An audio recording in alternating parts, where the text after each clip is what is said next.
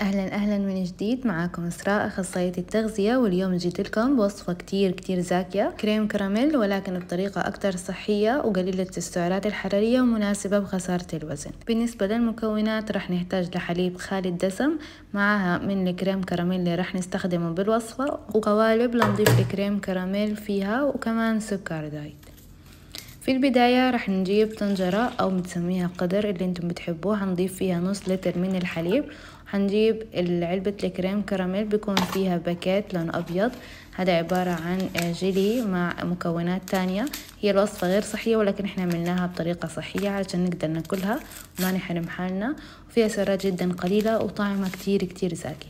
فرح نفتح الباكيت ونضيف هذا الخليط على الحليب خالي الدسم، وكمان راح نضيف السكر الدايت اللي احنا استخدمناه، اي نوع اللي انتوا بتستخدموه، ونحرك كل المكونات قبل ما نضيفها على النار، ونحطها على النار مع التحريك المستمر.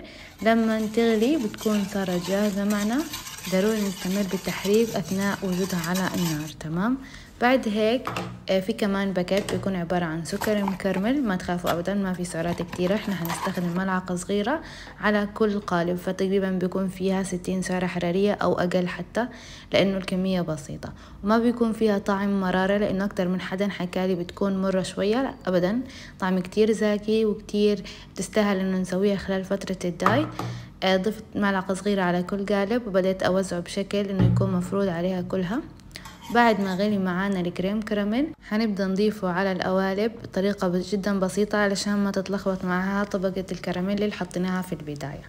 نضيفها بهداوة وهيك بكل سهولة. الوصفة صارت جاهزة، حنضيفها في الثلاجة من 2 ل4 ساعات، حتجمد معانا وحيكون معانا ألذ سناك صحي. السعرات الحرارية في الكمية الواحدة ما بتتجاوز 150 سعرة، وطعمها كتير زاكي وبارد، فأنا صراحة كتير بعملها، فلازم تجربوها. وغير هيك إنه دايما الكريم كراميل متوفر في كل مكان، وجدا سهل وبسيط إنه ينجاب وينعمل، فلازم تجربوها. كتير زاكية وبالعافية عليكم. أشوفكم وصفة وفيديو جديد. مع السلامة.